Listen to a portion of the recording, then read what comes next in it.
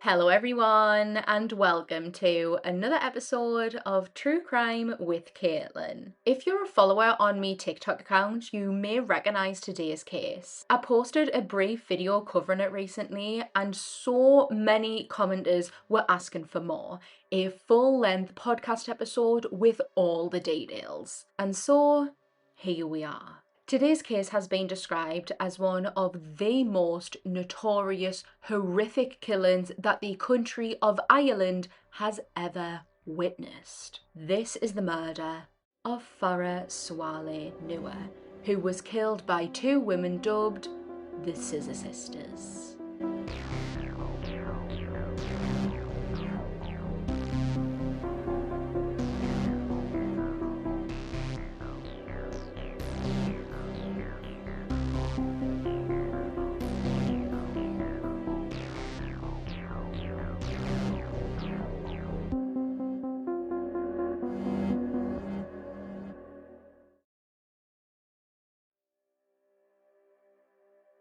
Kathleen Ward was born into the traveller community as a part of a very large family. She would meet and marry a man named John Mulhall who worked as a glazier. He would go all around Dublin fitting in windows. The couple would go on to have a total of 6 children, including 2 daughters named Linda and Charlotte Mulhall. The large family all lived together in a relatively small home in Tala, Dublin. Some reports stated that this was a very overcrowded house and they actually deemed it abnormal, but from what I've personally seen within some families within the traveller community, it is really normal to have lots of members of your family from all generations living in one house, in one space, and having many children share bedrooms. So I don't think that that's abnormal at all. Naturally, this means that everyone in the house becomes very close, they bond well, and sometimes they clash, but yeah, in general, very close family units. The marriage between Kathleen and John was by no means a healthy one. Kathleen suffered horrific abuse and violence at the hands of her husband, and more often than not, the children were witnesses to that, either with their own eyes watching their father beat their mother, Kathleen sporting black eyes and bruises, or they heard it, the shouting, the screaming and crying. Being witness to this, no doubt, would negatively affect every single child in that house. Linda Mulhall was the oldest of the children, born in 1975. She was described as very kind-hearted, maybe a bit sensitive. She would marry a man, and their marriage almost mirrored the one of her parents. She was subjected to domestic violence, and her husband had a criminal record. They would go on to share 4 children. Their marriage broke down, and eventually they separated.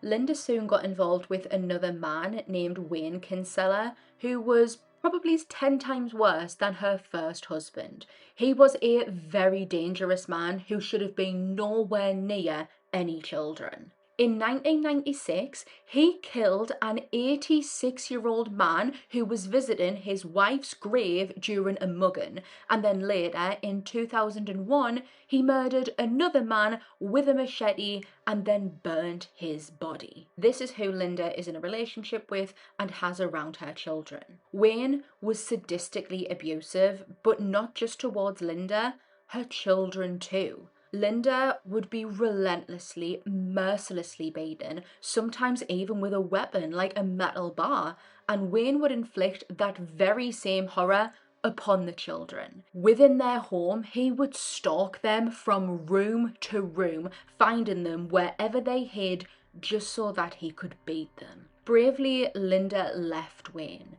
leaving an abusive relationship unless it's something that you've personally done or experienced it. You will never be able to understand just how hard it is, and actually leaving the abusive relationship is the most dangerous time. So it would have taken Linda a lot of courage to get up and leave. She took out a restraining order against Wayne, and he would end up serving a 7-year prison sentence for a charge of child cruelty for what he inflicted upon the children. At some point, Linda would become dependent on drugs and alcohol to suppress her emotions, and in order to feed this addiction, she got into trouble with the police, or the Gardaí as they're called in Ireland, for things including theft. Charlotte Mulhall was a few years younger than Linda, born in March 1984, but despite this, she was very much the dominant, authoritative, protective one. The two sisters were absolutely inseparable. Charlotte's behaviour and moods could be very erratic and unpredictable. One minute you could be stood having a lovely, pleasant, nice, normal conversation with her, and then the next she's being very aggressive and volatile. She was a very intimidating person. She too got into trouble with the Gardaí for things including drunkenness, public order, which is basically breaching the peace, and prostitution. She would go out on a night time, work in the streets, arm in arm with her mother. Kathleen's relationship with her daughters was just wrong to call a spade a spade. She would go out doing sex work with Charlotte, who was in her late teens, very early 20s, all to help fund their drug binges. All three of the women would abuse hard drugs together, regularly shooting up heroin or popping back ecstasy. They had made a reputation for themselves within their local community for their drunkenness, getting into trouble with the Gardaí, and for all-round just unsavoury behaviour. Kathleen was introduced to Farah Swaleh Noor, and they soon struck up a relationship, Kathleen cutting off her almost 30-year marriage to John. But she didn't leave him physically. She still lived at the house in Tala with John, her children, and some of their children, and then moved her new man in, which, as you can imagine, did not go over well. The atmosphere and the tension in the house only worsened.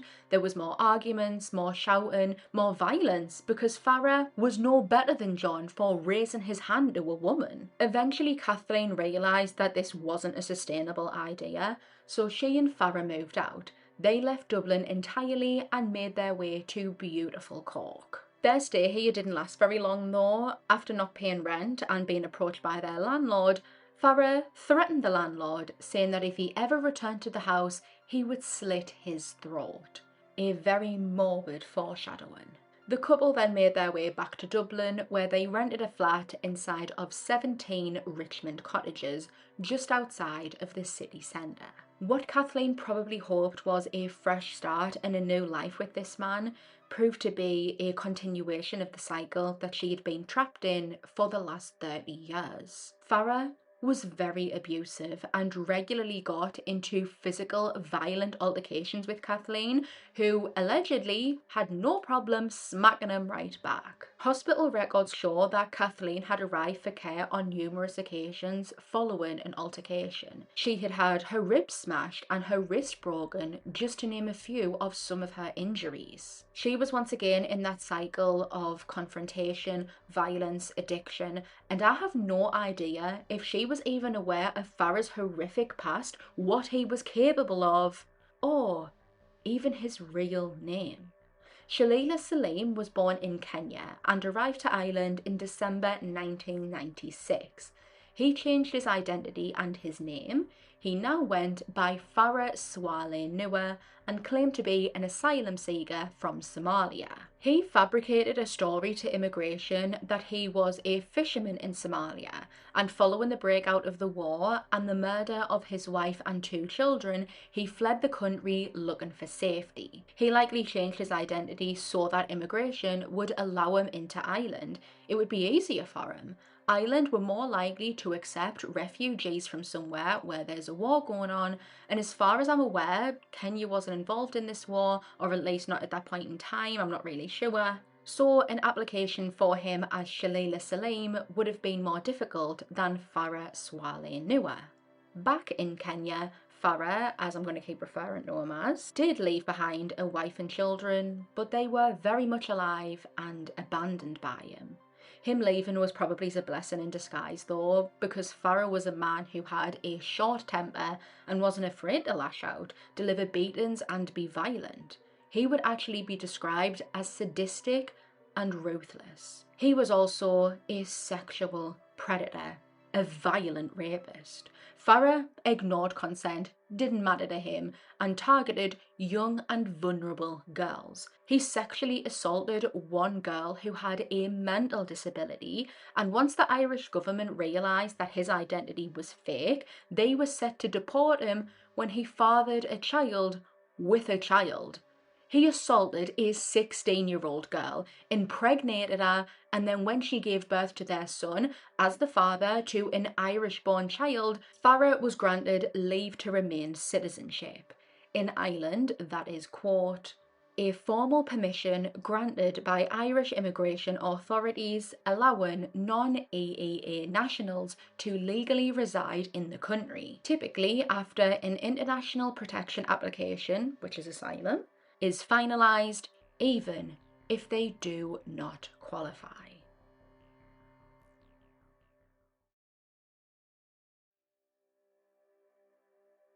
The 20th of March 2005 was the weekend of St. Patrick's Day, obviously a huge celebration for the Irish.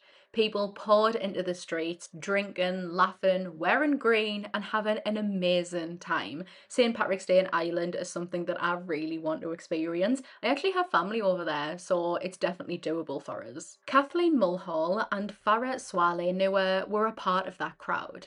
At some point in the day, Kathleen texts Charlotte asking her to come and join them for some drinks. It was going to be her 22nd birthday the following day, so maybe Kathleen wanted to blend the St. Patrick's Day and Charlotte's birthday celebrations together. Charlotte rang her sister Linda, offering her to come out, and initially she said no. She was at home with the children in Tala, but when her brother offered to babysit them, she decided why not. She got herself all dolled up and headed out for the city centre. The group would go from bar to bar, pub to pub, gulping down drinks, and the women using the alcohol to wash down the ecstasy that they were also taking. The group got ridiculously drunk. So drunk that the bouncers started not letting them into the pubs because of the state that they were in. They were left with no other choice than to go back to Kathleen and Farah's so that they could continue drinking. On their walk there, Farah started piping up once again. I've obviously already explained what horrific behaviour he already exhibits when sober, and that only accelerates when he's drunk. It makes him worse. He started on Kathleen, and they began arguing in the middle of the street, pushing and shoving each other while screaming and shouting. Soon, Farah's attention would divert from Kathleen and landed on a young Asian boy who was just out walking, minding his own business. Farah approached him and started claiming to be his dad for some reason, and started trying to almost lure, trying to drag this boy away, and Kathleen had to tell Farah to pack it in, to leave the little boy alone, which he eventually did. They continued walking towards home, and tension was tight in the air. Kathleen, Farah, Linda and Charlotte arrived to 17 Richmond Cottages at around about 7 p.m. The drinks were flowing still, but you could cut the tension with a knife. Wanting Farah to be on the same high and buzz as they were, Kathleen crushed up an ecstasy pill and stirred it into unknown Farah's drink, which is crazy to me. Spiking is wrong regardless. I've been victim to that before more than once. It is absolutely horrible, but I couldn't wrap my head around spiking an already extremely intoxicated man who has already been volatile. Farah gulps down the drink, and sometime shortly after, he is sat beside Linda on the couch when he basically makes a move on her, whispering comments in her ear that are making her incredibly uncomfortable, and she's telling him to stop. But he doesn't listen. He begins to touch Linda, basically groping her, pulling his hand further and further up her leg. Kathleen eventually intervenes, and I gather said something along the lines of, "Get off me daughter, leave her alone," and that is when he snaps. Farah takes hold of Kathleen and tries to pull her towards the bedroom. He has beaten her mercilessly many times before, and right now, seeing how angry he is, followed by a gesture of him pulling his finger across his throat, almost like a threat, Kathleen screamed out for the help of her daughters, crying out, quote, "He's going to kill me. Please kill him for me." Charlotte Mulhall would quickly retrieve a Stanley knife. She came up behind Farah and slit his throat with so much force that she sliced into an artery where blood would have immediately begun to spray out. This injury didn't fully debilitate Farah or even instantly kill him, despite it being absolutely fatal. He managed to get himself into the bedroom and tried to climb onto the bed, but instead fell onto his back on the floor. Charlotte and Linda pursued him. Charlotte is still clutching the Stanley knife in her hand, and Linda has armed herself with a hammer.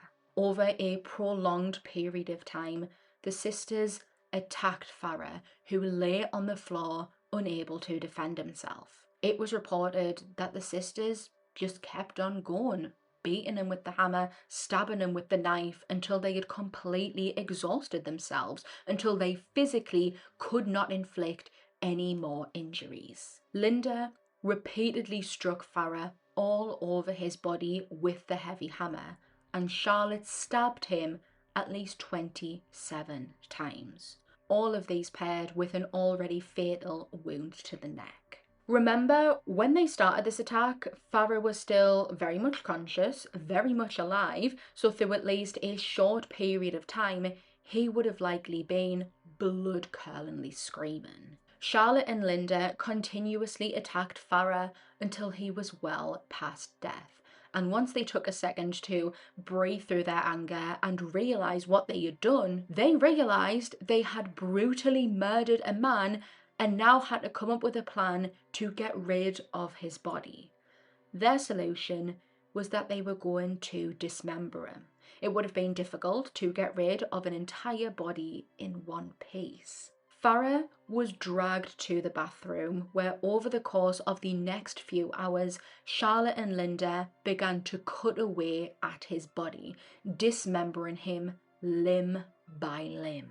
Because this took so long to do, that is how Charlotte spent the first few hours of her 22nd birthday. Detectives would later say that they initially believed that whoever dismembered the body must have used some sort of power tools, but they would find out that they were wrong. Farah Swaleh Noor was dismembered into 7 separate pieces, with the Stanley knife that was used to kill him, a kitchen knife, and the hammer which was used to break down and shatter his bones. Some of his flesh and his fat that came away from the bones was flushed down the toilet to dispose of it. One of the sisters decapitated Farah, removing his head, and their logic for this was that if any of his remains were to be found, they couldn't be identified without having his face. Then it was Linda Mulhall who tore off Farah's genitals, saying to him, quote, "You'll never rape my mum again."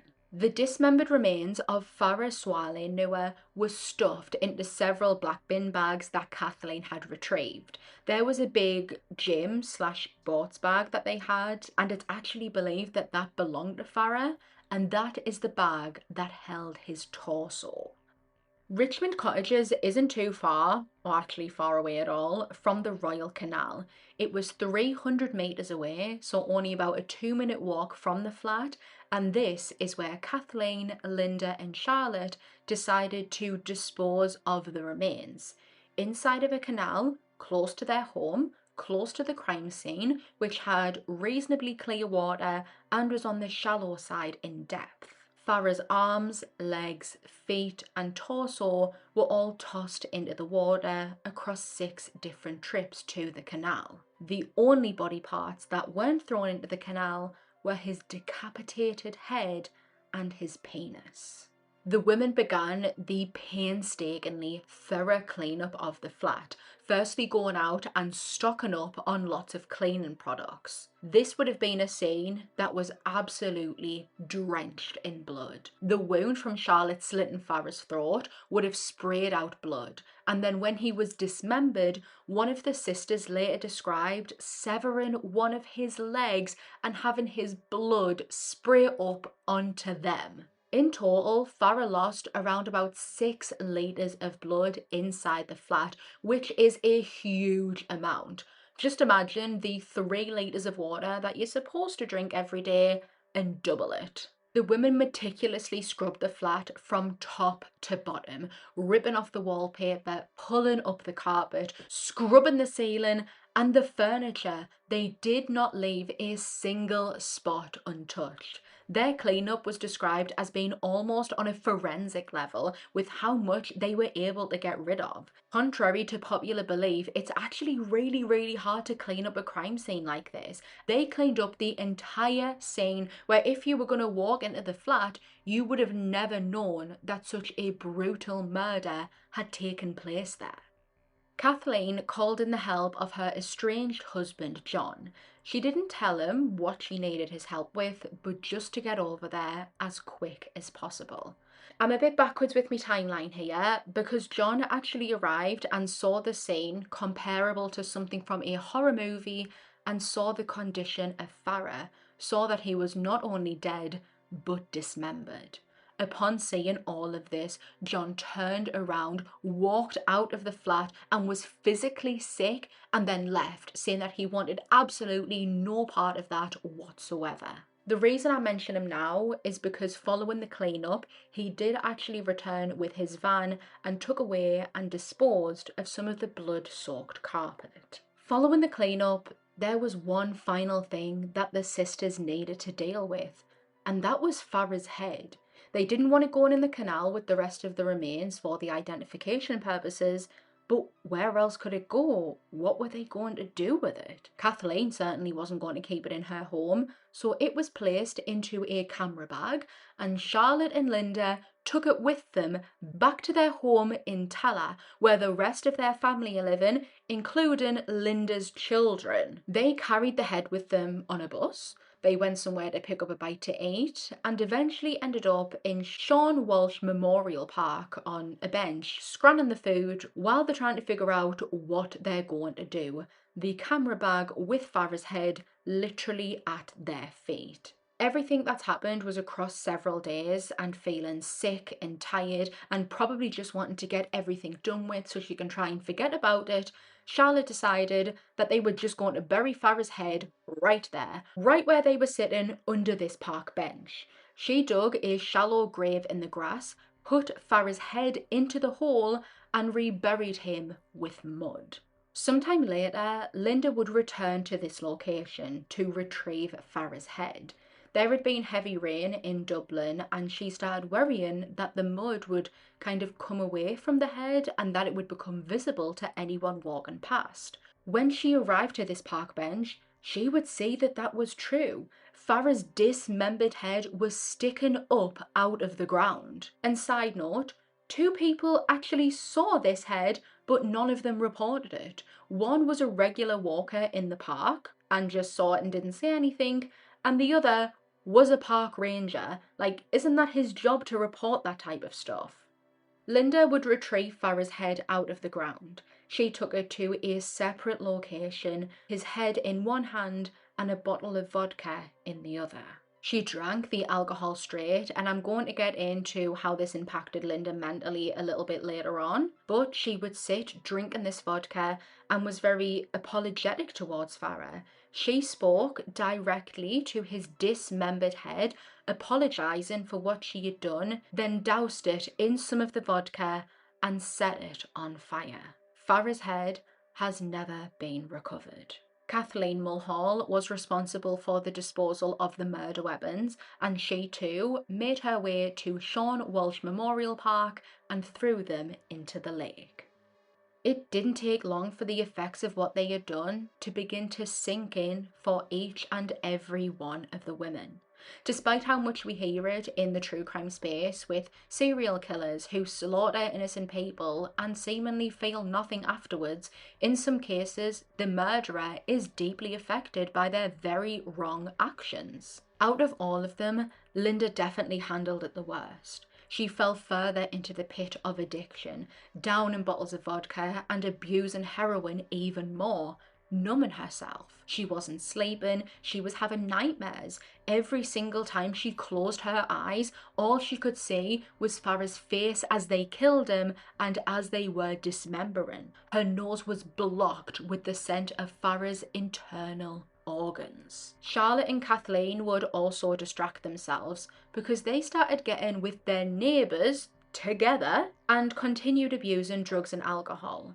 They wiped out Farah's bank account, withdrawing almost all of his money to fund that. Charlotte actually moved in with Kathleen at Richmond Cottages, sleeping in the very room where she barbarically murdered a man. Kathleen couldn't stop cleaning. She was constantly scrubbing the flat, out buying new cleaning gear, and this could either be her being paranoid that evidence was being left behind, or maybe this is her thinking that she could clean the memory away. Maybe if she scrubbed and scrubbed, this entire thing may not have happened.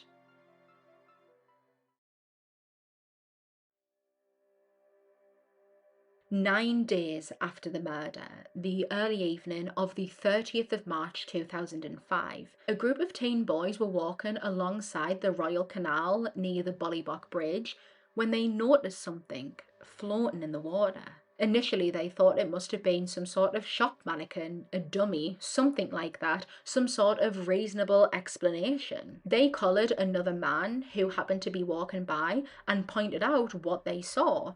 What looked like a foot sticking out of a black bag wearing a white sock. This man contacted the Gardaí, who raced to the scene, fire service in tow following quickly behind. One of the firemen was sent into the canal to retrieve whatever this was, and he confirmed that it was human remains. The scene was quickly cautioned off, and soon a whole unit gathered onto the canal, where now that they were looking down into the clearish waters, they thought they could see more body parts. Because the parts were discovered kind of late evening time, they wanted the benefit of having the sunlight illumine everything underneath the water. Their job was to retrieve as much evidence, i.e. body parts, potential weapons, anything that could be related to the case from the canal. Before they could touch anything though, they had to dive below and actually record a video of where each of the remains, each of the pieces of evidence were found, just like how you would photograph any other regular crime scene. The difference with this though is that the detectives wanted it to be quick. They did not want the water to be eradicating any vital evidence.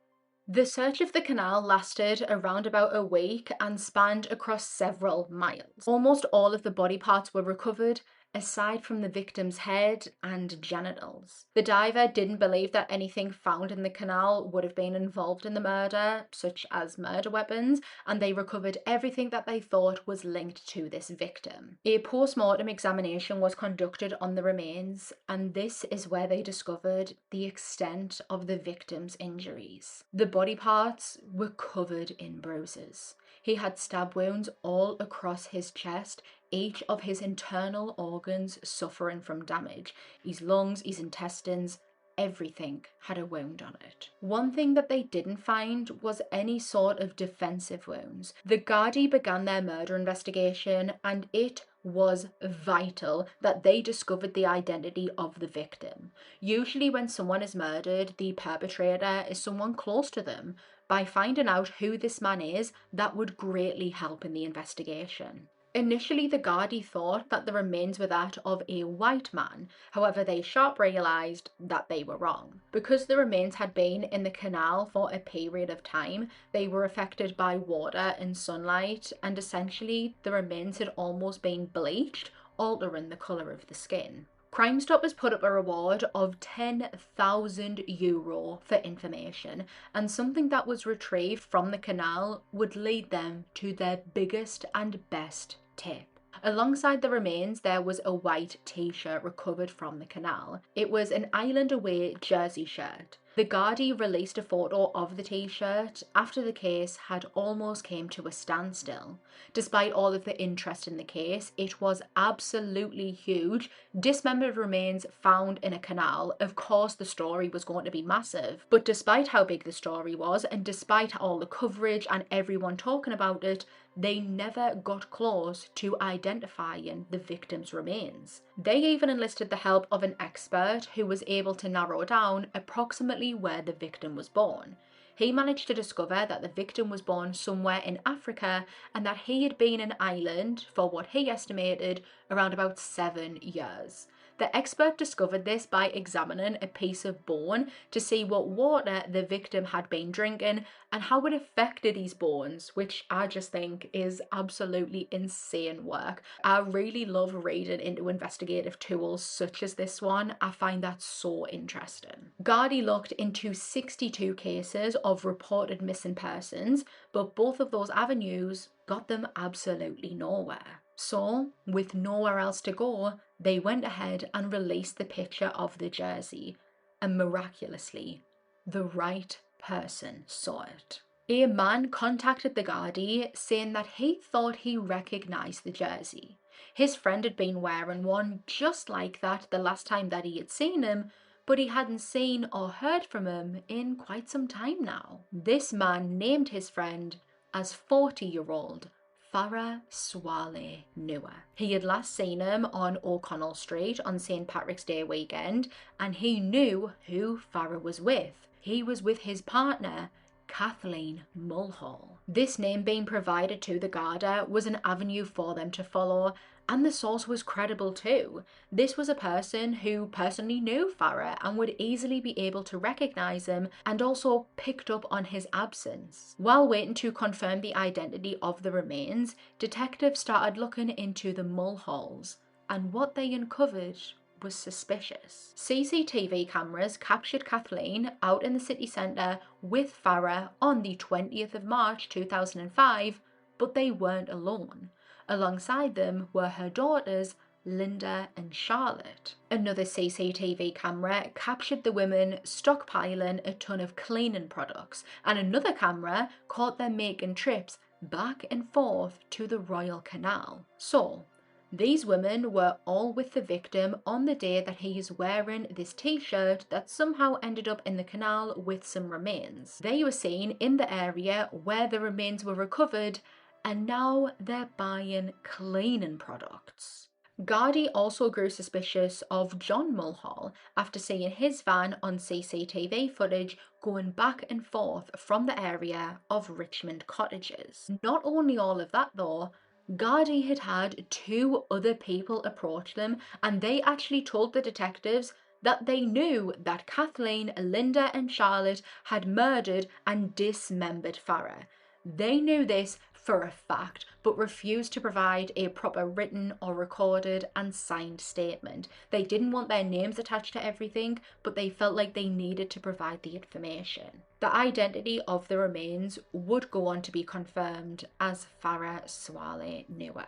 Gardaí approached the teen that he had had a child with, and she allowed a sample to be taken from her son, and that is how Farah was identified. The Mulhalls would be arrested in early August, and John, who was arrested while he was at work, seemed to be genuinely surprised and shocked at his arrest. John and the women were all intensely interrogated for 12 hours. They were questioned for so long that Gardaí actually had to get permission to hold them even longer to continue the interrogation. Despite this though, they gleaned nothing. Not one of them took accountability for what they had done, and they profusely denied any involvement. Kathleen had told the Gardaí that Farah was her partner, but he had left her. He had a baby with another woman, and he was off somewhere else doing who knows what with who knows who. Partially because of this, it was deemed that the Gardaí didn't have enough evidence to charge them, and so the Mulhalls were released. It's likely that this case could have had no resolution and could have remained unsolved if it weren't from a tip from someone that the Gardaí would have never expected. Your little one grew 3 inches overnight. Adorable. Also, expensive. Sell their pint-sized pieces on Depop and list them in minutes with no selling fees. Because somewhere, a dad refuses to pay full price for the clothes his kids will outgrow tomorrow. And he's ready to buy your son's entire wardrobe right now. Consider your future growth spurt budget secured. Start selling on Depop, where taste recognizes taste. Payment processing fees and boosting fees still apply. See website for details. From the offset, after learning what his wife and daughters had done, John Mulhall was absolutely disgusted. He wanted no part in what had gone on and what was about to happen. At home, however, he could see that what she participated in was eating his oldest daughter Linda alive. After being released, he would approach the Gardaí, telling them that it would be a good idea to keep talking to Linda. They arrived at the family home in Tala and asked Linda if they could come inside and speak to her. She opened up the door for them, allowing them inside, and offered them a cuppa. Visually and physically, the detectives could see that Linda appeared to be very drained. She looked down and almost lifeless. It was clear that she had something heavy on her mind. Throughout their 40-minute conversation, Linda spoke about her family, about going out over St. Patrick's Day weekend, but gave them nothing regarding the murder, which was disappointing because they really thought that she was going to break. They really thought she was going to reveal something. Their hunch would prove to be right. Shortly after leaving, the lead detective got a phone call from Linda, who was hysterically crying on the other end of the phone, and asked them to come back. She was ready to talk. Over the course of a 20-minute conversation, while sat in her bedroom, Linda offloaded everything onto the detectives, giving them an entire confession, not sparing a single detail about what had happened. She appeared to them to be very remorseful. As she was relaying what had happened, she was getting very, very emotional, and at the end of it, she seemed almost relieved to not have to hold that in anymore. She would go on to provide them with another full, properly signed statement inside of the station. She took them to the canal to show them where she and Charlotte had thrown the remains, and she took them to Richmond Cottages with the intention of showing them what had happened inside. However, when she got to the door, her feet wouldn't move. She couldn't go inside, and she came over really unwell. By this point, Charlotte and Kathleen had actually moved out of the flat, but they didn't go far. They only moved to the flat upstairs. When detectives got back into the flat, they requested another, more thorough forensic examination of the scene, this time with the use of luminol. They had looked in the flat before when they initially arrested the Mulhalls, but like I said, they had basically forensically cleaned the flat, and so nothing really stuck out to them. I imagine that they didn't do this in the first instance because they were expecting to be walking into a scene that looked like a bloodbath. A scene of such horrific murder and dismemberment should have resembled an abattoir, but this flat didn't. It was absolutely sparkling clean. I mentioned earlier that the sisters ripped down the wallpaper and took up the carpets. John disposed of the carpets. However, the wallpaper was just sat in a black bin bag at the bottom of the yard. This was retrieved, luminol was put on there, and there was the blood splatter, confirmed to be the blood of Farah Swaleh Noor, strengthening Linda's confession. She and her sister Charlotte Mulhall would both be arrested and charged with the murder of Farah. Following this, John Mulhall took himself to Phoenix Park. He scribbled down a will on a €50 note and took his own life. He couldn't deal with what had happened, his daughters being charged, and all of the grisly details that were being leaked into the media. When Gardaí tried looking for Kathleen to arrest her for her involvement, they couldn't find her. She was gone. She had left Dublin and went over 50 miles to Carlow. When they eventually tracked her down, she agreed to return, and during an interview, she openly told the detectives that Farah had tried to kill her. He had threatened her, saying he was going to cut her up into pieces and put those pieces in the freezer and then eat her piece by piece. Gardaí were forced to release Kathleen, again because of the lack of evidence. Even in Linda's confession, she never implicated her mother as participating in the murder or the dismemberment, and there was no evidence that she did either. When questioning Charlotte again, she fabricated a story, telling the Gardaí that on that night, 20th of March 2005, she and Linda had left Richmond Cottages, and when they returned, that is when they found Farah dead, essentially trying to drop her mum in it and pin everything on Kathleen. but Charlotte wouldn't have known that Linda had already confessed. She would continue with this tale for around about 2 hours until she too eventually broke, admitting what she had done. The trial for the murder of Farah Swaleh Noor began in October 2005. Linda and Charlotte both pleaded not guilty to their charges of murder. The trial lasted 9 to 10 days, and what Gardaí thought was an open and shut case didn't translate to the jury. The jury were actually deadlocked, and it took them 18 long hours of deliberation to finally make a decision. 23-year-old Charlotte Mulhall was found guilty of the murder of Farah Swaleh Noor and was handed a sentence of life imprisonment. Upon hearing the verdict, she didn't really have a reaction. The only thing that she did was lean over to her solicitor. Between the time of the murder and her conviction, Charlotte actually had a baby, and she wanted confirmation that she would still have access to be a mother to her child while she was imprisoned. It was debated and decided that no child could be raised in a normal way while in a prison setting, so this request was denied.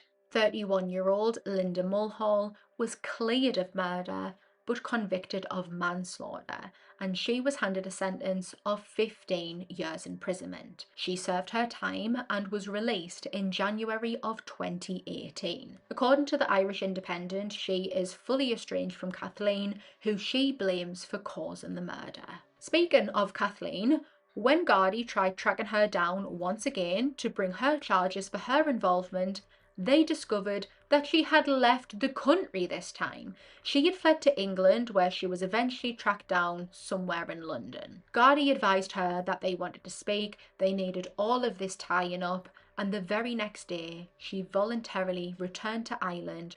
She would plead guilty to charges of concealing evidence and spent a 5-year stint in prison. As of this recording, Charlotte Mulhall is still incarcerated in Limerick Prison, where in recent years she has been described as a model prisoner who spends her free time knitting teddy bears for fellow inmates' children. She has been granted several day releases where she's gone out to the cinema and for walks, things like that.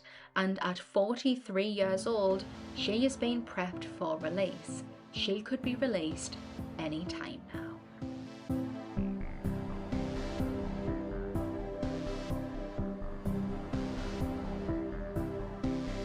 Thank you for joining me for today's episode. Don't forget to follow the podcast so that you never miss a new upload. You can also find photos and updates over on Instagram at TrueCrimeCaitlyn. I appreciate you for being here, and I'll catch you all on the next one.